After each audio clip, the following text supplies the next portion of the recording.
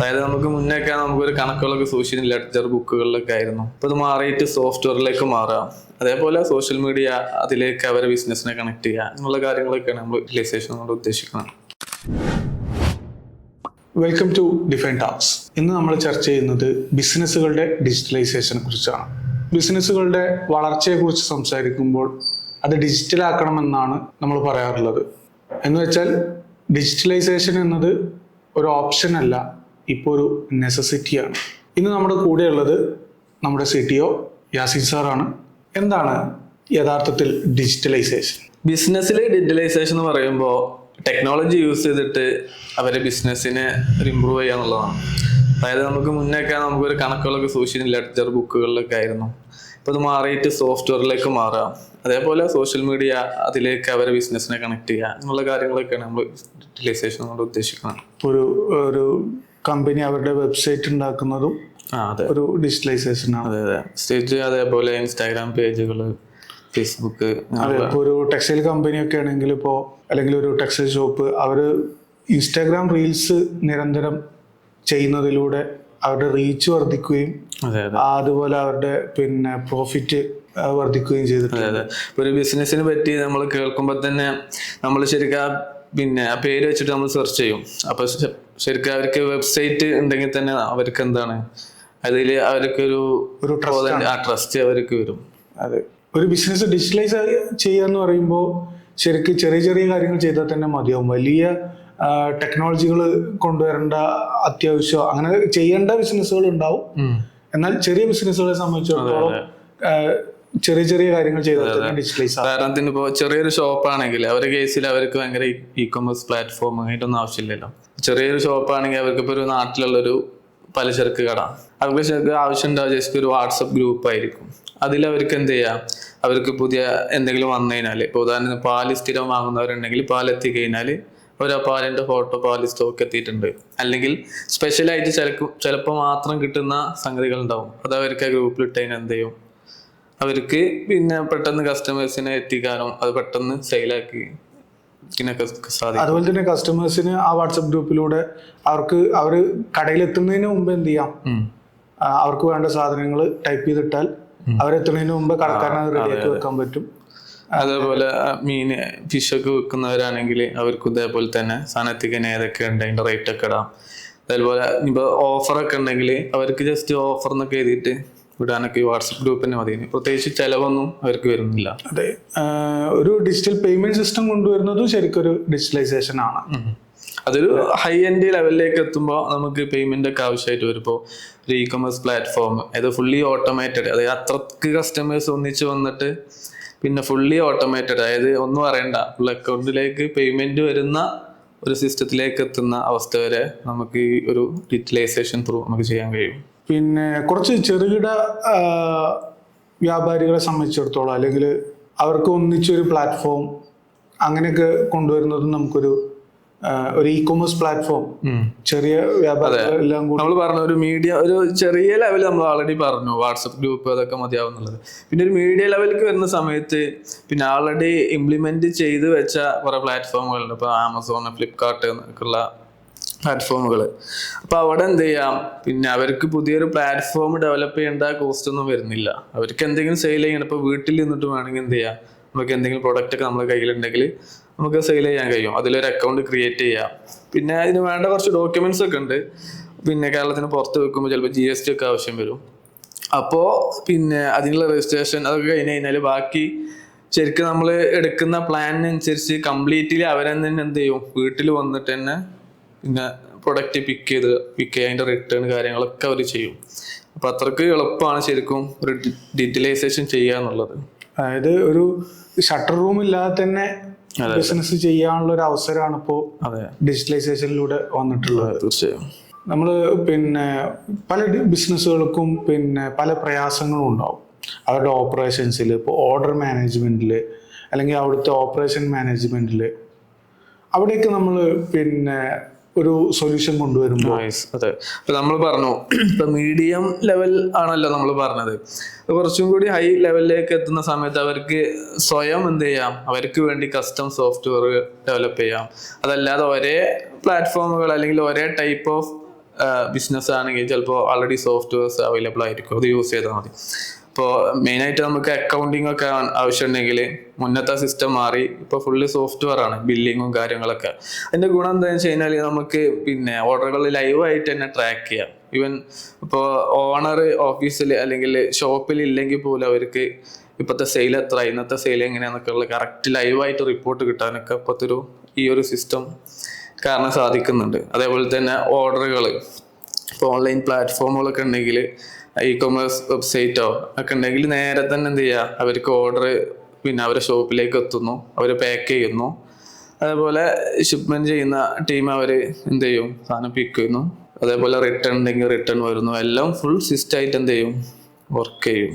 അതായത് ഡിജിറ്റൈസേഷൻ്റെ ഒരു പ്രധാന ഗുണം എന്ന് പറയുന്നത് സ്പീഡാണ്. അതെ അതെ. അതായത് എല്ലാ പ്രോസസ്സും സ്പീഡായിട്ട് നടക്കുന്നുള്ളതാണ്. ജനങ്ങൾക്ക് വേണ്ടതും അത് തന്നെയാണല്ലോ. അതെ. അതുപോലെ തന്നെ ഇപ്പോൾ ഒരു ഞാൻ മനസ്സിലാക്കുന്ന ഒരു ഡാറ്റ ഡ്രിവൺ ഡിസിഷൻ എടുക്കാൻ കസ്റ്റമേഴ്സിനും അതേപോലെ ബിസിനസ് ഓണേഴ്സിനും സാധിക്കുന്നുണ്ട്. അതായത് ഇപ്പോൾ ഒരു പിന്നെ ഇ കൊമേഴ്സ് പ്ലാറ്റ്ഫോമിൽ ആണെങ്കിൽ ഇപ്പോൾ കസ്റ്റമേഴ്സിന് ഒരു ഫോൺ വാങ്ങാൻ ഉദ്ദേശിക്കുന്ന ഒരാൾക്ക് ഏതൊക്കെ ടൈപ്പ് ഫോൺ, അയാളുടെ അടുത്തുള്ള ബഡ്ജറ്റ് അനുസരിച്ച് ഏതൊക്കെ ടൈപ്പ് ഫോണുകൾ അവൈലബിൾ ആണ്, അതിൻ്റെ സ്പെസിഫിക്കേഷൻസ് എന്തൊക്കെയാണ്. ഒരു കടയിൽ പോയി കഴിഞ്ഞാൽ ചിലപ്പോൾ ആ കടയിലുള്ള ഫോണിനെ കുറിച്ചുള്ള ഡാറ്റ മാത്രമേ കിട്ടുള്ളൂ.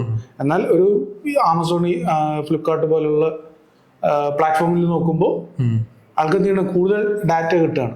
അപ്പൊ ഡാറ്റ ഡ്രിവൻ ഒരു ഡിസിഷൻ എടുക്കാൻ സാധിക്കുന്നുണ്ട് ബിസിനസ് ഓണേഴ്സിനും. അതുപോലെ തന്നെ അതേപോലെ തന്നെ ഈ കസ്റ്റമേഴ്സ് സ്ഥിരമായിട്ട് ഒരു പ്രൊഡക്റ്റ് ഇഷ്ടപ്പെടുന്ന ആളുകൾ ഉണ്ടാവും. അപ്പൊ അവർക്കൊക്കെ സജഷൻ കൊടുക്കാനൊക്കെ ഈ ഡാറ്റ യൂസ് ചെയ്തിട്ട് കഴിയും. അതേപോലെ സ്ഥിരം വാങ്ങുന്ന കസ്റ്റമേഴ്സ് ആണെങ്കിൽ അവർക്കൊരു സ്പെഷ്യൽ ഓഫർ, അവർക്കൊരു നോട്ടിഫിക്കേഷൻ, ഒരു പുതിയ സംഭവം വന്നു കഴിഞ്ഞാൽ അവർ അതിനായിട്ട് ഇൻട്രസ്റ്റ് ഉള്ള ആളുകളാണെങ്കിൽ അവർക്ക് മാത്രം. ഇപ്പോൾ ഇ കൊമേഴ്സ് പ്ലാറ്റ്ഫോമിൻ്റെ ഒരു പ്രത്യേകത ശരിക്കും അവരെ ഇൻട്രസ്റ്റ് നോക്കിയിട്ട് എന്ത് ചെയ്യുക, അവർക്കുള്ള സജഷൻസ് വരിക. അവർ സ്ഥിരം വാങ്ങുന്നത്, അവരെ ബിസിനസ് അല്ലെങ്കിൽ അവരെ ടേസ്റ്റ് അറിഞ്ഞിട്ടാണ് എന്ത് ചെയ്യുക, അവർക്കുള്ള ഓഫറുകളും അവർക്കുള്ള സജഷനൊക്കെ വരിക. അതുകൊണ്ട് തന്നെ ബിസിനസ്സിന് എന്ത് ചെയ്യും, അത് സെയിൽ കൂട്ടാനൊക്കെ നല്ലോണം സഹായിക്കും. അതേപോലെ തന്നെ നമുക്ക് ബിസിനസ്സിൽ വരുന്ന ഒരു ഇഷ്യൂ ആണ് ഈ റിട്ടേണിൻ്റെ വിഷയം. അപ്പോൾ അതിനൊക്കെ പല സൊല്യൂഷൻസും ഇപ്പോൾ ഇ കൊമേഴ്സ് പ്ലാറ്റ്ഫോമിൽ അപ്ലൈ ചെയ്തിട്ടുണ്ട്.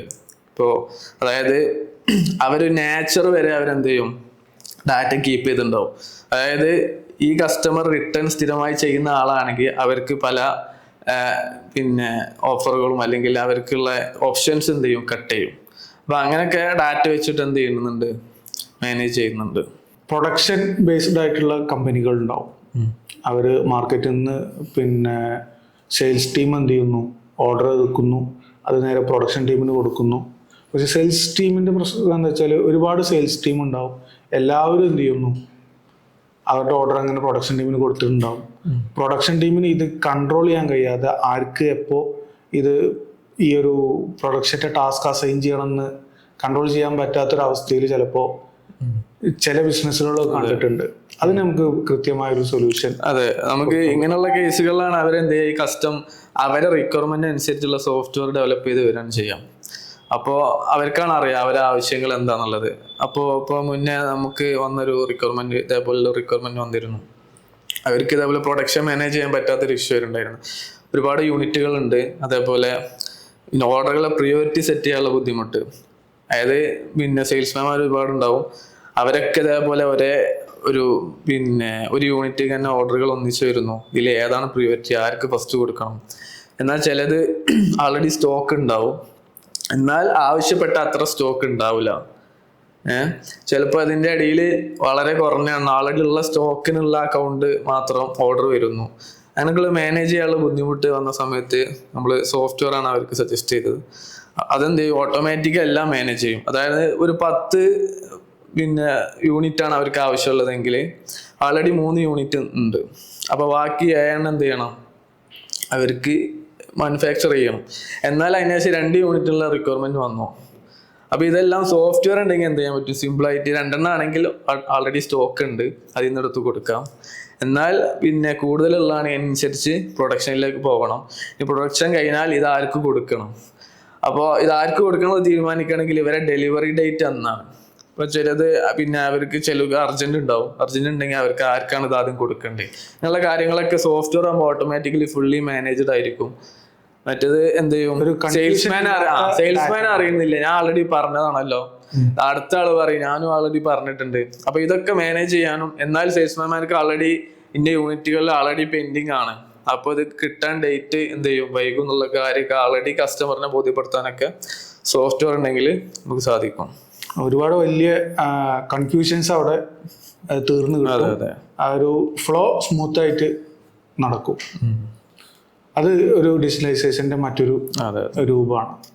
നമുക്ക് മനസ്സിലാക്കാൻ പറ്റുന്നത് ബിസിനസിന്റെ ഏത് ലെവൽ അനുസരിച്ചും നമുക്ക് എന്ത് ചെയ്യാം, ഒരു ചെറിയൊരു പെട്ടിക്കടക്കാരന് അവിടെ ഒരു QR സ്കാനർ, പേയ്മെന്റിന്റെ QR സ്കാനർ വെക്കുന്നത് മുതൽ അവിടുന്ന് അങ്ങോട്ട് വാട്സപ്പ് ഗ്രൂപ്പിലൂടെ ചെയ്യുന്നത്, അതേപോലെ ഫേസ്ബുക്ക്, ഇൻസ്റ്റാഗ്രാം തുടങ്ങിയ സോഷ്യൽ മീഡിയകൾ ഉപയോഗിക്കുന്നത്, ഡിജിറ്റൽ മാർക്കറ്റ് ചെയ്യുന്നത്, അവിടുന്ന് അങ്ങോട്ട് ചെല്ലുമ്പോൾ കുറച്ചുകൂടി വലിയ സ്ഥാപനങ്ങളാവുമ്പോൾ അവരെന്ത് ചെയ്യുന്നു, പിന്നെ വെബ്സൈറ്റ് യൂസ് ചെയ്യുന്നു, വീണ്ടും അവരുടെ ഡേ ടു ഡേ ഓപ്പറേഷൻസ് ചെയ്യാൻ വേണ്ടിയിട്ട് സോഫ്റ്റ്വെയർസ് ഡെവലപ്പ് ചെയ്യുന്നു, അതിൻ്റെ അഡ്വാൻസ്ഡ് ആയിട്ട് AI ഇംപ്ലിമെൻ്റ് ചെയ്യുന്നു. അങ്ങനെ പല രൂപത്തിൽ പല കാറ്റഗറിയിലായിട്ട് നമുക്ക് ഡിജിറ്റലൈസേഷൻ ചെയ്യാൻ പറ്റും. അത് നിങ്ങൾ പറഞ്ഞപ്പോൾ AI പറഞ്ഞല്ലോ, നമുക്ക് AI ഇപ്പോൾ വന്നുകൊണ്ടിരിക്കുന്ന സമയമാണ്. ശരിക്കും നമുക്കിപ്പോൾ ആൾറെഡി സോഫ്റ്റ്വെയർ, AI-ൻ്റെ ഒരു പ്രത്യേകത, പിന്നെ സോഫ്റ്റ്വെയർ പൊതുവെ നമ്മൾ എങ്ങനെയാണ് പ്രോഗ്രാം ചെയ്ത് വെച്ചാൽ അതുപോലെയാണ് വർക്ക് ചെയ്യുക. AI-ൻ്റെ ഒരു പ്രത്യേകത, അതിന് ബൾക്ക് ഡാറ്റ കൊടുത്തിട്ട് ആൾറെഡി എന്ത് ചെയ്യും, അതിന് സ്വയം തീരുമാനം എടുക്കാനുള്ള കഴിവുകളുണ്ട്. സാധാരണ സോഫ്റ്റ്വെയറിലുള്ള ബഗ്സ് ഒക്കെ ഉണ്ടാവും, ഇന്നൊരു കണ്ടീഷൻ നമ്മൾ ചെയ്തിട്ടില്ലെങ്കിൽ അത് വർക്ക് ചെയ്യില്ല. AI-ൻ്റെ പ്രത്യേകത എന്ത് ചെയ്യും, ആൾറെഡി ഒരുപാട് കണ്ടീഷൻസ് ഇതിൽ എന്താ ട്രെയിൻ ചെയ്ത് വെച്ചിട്ടുണ്ടാവും. അപ്പോൾ ഒന്നല്ലെങ്കിൽ ഒന്ന് എന്ത് ചെയ്യും, ഇതിൽ വർക്കാവും. സ്വയം നമ്മൾ AI എന്ന് പറയുമ്പോൾ തന്നെ അതാണല്ലോ. അപ്പൊ സ്വയം ഒരു തീരുമാനം എടുത്തിട്ട് ഒരു തീരുമാനത്തേക്ക് എത്താൻ എന്ത് ചെയ്യും, AI-നെ കൊണ്ട് സാധിക്കും. അതുകൊണ്ട് തന്നെ ബൾക്ക് ഡാറ്റ അവർക്ക്, അതായത് ബൾക്ക് ഡാറ്റ ഇൻപുട്ട് കൊടുത്തിട്ട് അതിനെ ട്രെയിൻ ചെയ്ത്, അതുകൊണ്ട് തന്നെ ഒരുപാട് കണ്ടീഷൻസ് ഇത് ആൾറെഡി മനസ്സിലാക്കി വെച്ചിട്ടുണ്ട്. അപ്പൊ എന്ത് ചെയ്യും, അതിനനുസരിച്ച് ഓട്ടോമാറ്റിക്കലി സംഭവം വർക്കാവും. അപ്പൊ ഈ ബൾക്ക് അത്രക്ക് കസ്റ്റമേഴ്സും അത്രക്ക് ഡാറ്റ ഒക്കെ ഉള്ള കേസിൽ AI വെച്ചിട്ട് വളരെ സിമ്പിൾ ആയിട്ട് എന്ത് ചെയ്യും, പല കാര്യങ്ങളും ഇപ്പൊ നേരത്തെ ഞാൻ പറഞ്ഞു, പിന്നെ ഇപ്പൊ ഒരാള് സ്ഥിരമായിട്ട് റിട്ടേൺ അടിക്കുന്ന ഒരാളാണെങ്കിൽ AI ഓട്ടോമാറ്റിക്കലി അയാളെ സ്വഭാവം എന്ത് ചെയ്യും, ഐഡന്റിഫൈ ചെയ്യും. എന്നിട്ട് അയാൾക്ക് ഇന്നത് കൊടുക്കാൻ പറ്റൂല എന്നുള്ളത് AI തീരുമാനിച്ചാൽ എന്ത് ചെയ്യും, ആ ഓപ്ഷൻ അവർക്ക് കിട്ടൂല. അങ്ങനെയൊക്കെ അതുപോലെ ഒരാള് നന്നായിട്ട് പർച്ചേസ് ചെയ്യുന്ന ആളാണെങ്കിൽ ആൾക്കനുസരിച്ച് ഓഫർ കൊടുക്കാനും പറ്റും, ഡിസ്കൗണ്ടുകൾ കൊടുക്കാനും പറ്റും. അപ്പോൾ നമ്മളിന്ന് ഡിജിറ്റലൈസേഷനെ കുറിച്ച് കുറെ കാര്യങ്ങൾ ചർച്ച ചെയ്തു. ഇതിൽ കൂടുതൽ കാര്യങ്ങൾ ഇനിയും ചർച്ച ചെയ്യാനുണ്ട്. ഒരാൾ ഡിജിറ്റലൈസേഷൻ ചെയ്യാൻ ഉദ്ദേശിക്കുമ്പോൾ ആരെയാണ് സമീപിക്കേണ്ടത്, അതെങ്ങനെയാണ് ചെയ്യേണ്ടത്, അങ്ങനെയുള്ള കാര്യങ്ങളൊക്കെ ഇനിയും ചർച്ച ചെയ്യാനുണ്ട്. തൽക്കാലം ഇന്നത്തേക്ക് നമ്മളിവിടെ അവസാനിപ്പിക്കുകയാണ്. ഒന്ന് ഓർപ്പിക്കുകയാണ്, ഡിജിറ്റലൈസേഷൻ്റെ സമയം എപ്പോഴെന്ന് ചോദിച്ചാൽ അത് ഭാവിയല്ല, ഇപ്പോൾ തന്നെയാണ് ഡിജിറ്റലൈസേഷൻ്റെ സമയം. Thank you.